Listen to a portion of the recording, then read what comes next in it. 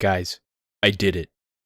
I got the Platinum Trophy in Shin Megami Tensei Nocturne. Here's what I thought of it.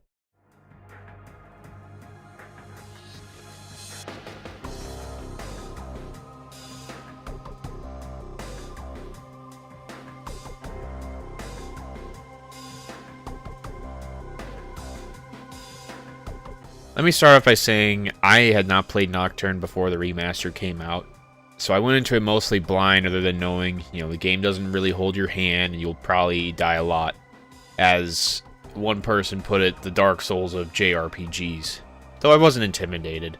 I'd played other difficult games in the past and I figured, this can't be that bad, right?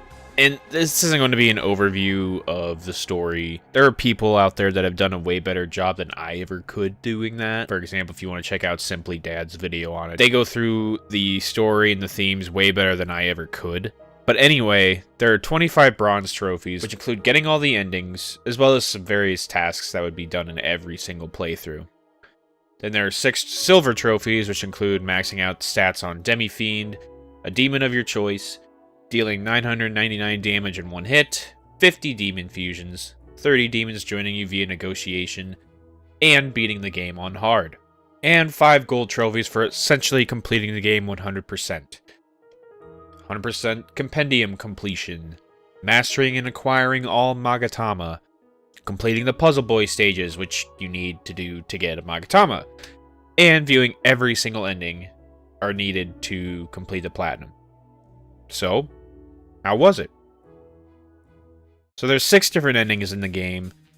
The Musubi, Shijima, Yosuga, Freedom, Neutral, and True Demon ending. These endings mostly align with the reasons that certain characters present throughout the game, and your choices impact which ending you get. But in my first playthrough, I wanted to try and get the True Demon ending, as this requires the most out of the player compared to every other ending in the game. Requires you to beat additional bosses known as Fiends in order to get menorahs to get through the Labyrinth of Amala. Out of all the endings, this one took me the most time to complete. In this file, I decided to master all of the Magatamas, get to level 99, complete the Puzzle Boy levels, and max out on Demi-Fiend and Beelzebub. Eventually, I did get 30 demons to join through conversation, because through my experience, the difficulty does not make a difference as to how easy or difficult it can be to recruit the demons. After around 60 or so hours, I was able to complete all of the above and get the True Demon ending. Granted, I was scared I didn't do something right, because there is no trophy for actually seeing this ending.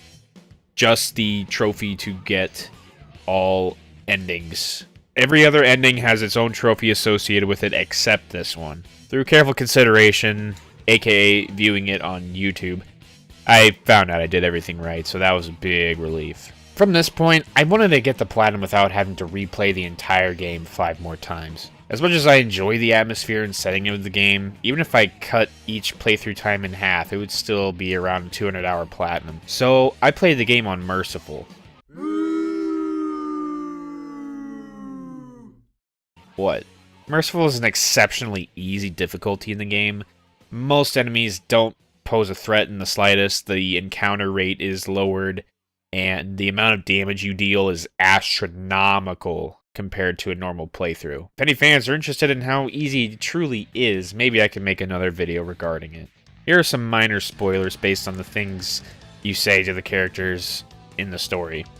As long as you pick certain phrases, you can essentially just make extra saves and get the extra endings that way. I'll put the guide I used in the description. While you're there, be sure to drop a like on the video and hit that subscribe button. Anyway, when I tried this, I had done my best to try and keep the saves organized so I knew which file was which. Because essentially you have to play a third of the game again in order to get the endings. In Yoyogi Park 2, this is where the endings will split. You have to say a specific thing to your teacher, and that keeps you on the path for 3 or 4 endings, and then if you say no to the teacher, that unlocks the path to another ending. From here, played the game as normal, and said what needed to be said to get each ending.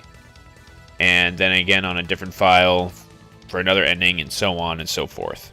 Once I got all the endings, though, there was one last thing I needed to do. I needed to beat the game on hard.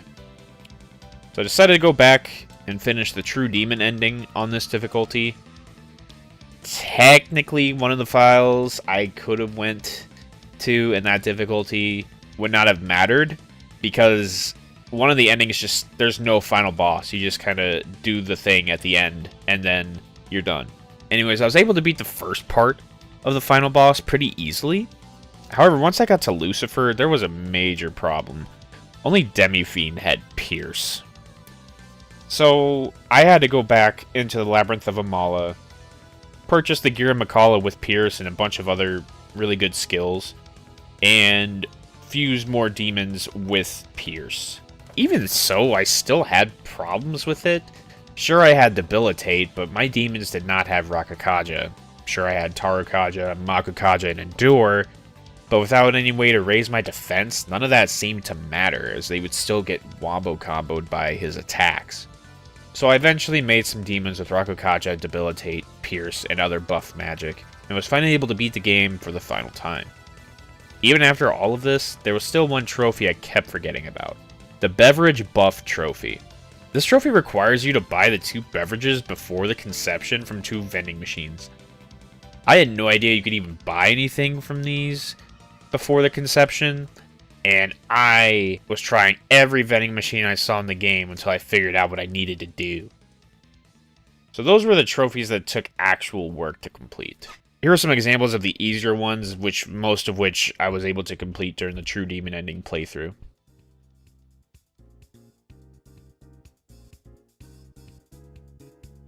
Thank God I didn't have to do all the endings on one file, as that was a huge time save. I got scared because one of these images represents an ending on your save file, and I was afraid in order to get the View All Endings trophy, I had to do it on the same file, but that is totally not necessary. Do I recommend getting all these achievements? I mean, if you love Nocturne or SMT, you might as well. So long as you say the right thing to where you just need to make some extra files to get every ending, it shouldn't be too difficult, especially for the veterans of the game. I wanted to get some more JRPG platinums to spice up my collection, and thought this would be a good one to get. Let me know what other JRPG platinums I should go for, whether they are notoriously difficult or not. Getting all the achievements helps me experience more in these games, and really helps me get my money's worth from them. And this is also the first video I'm doing in this series, so any feedback or suggestions are always worthwhile. If you enjoyed, be sure to like, comment, and subscribe, as that helps out the YouTube algorithm. And until next time, later days.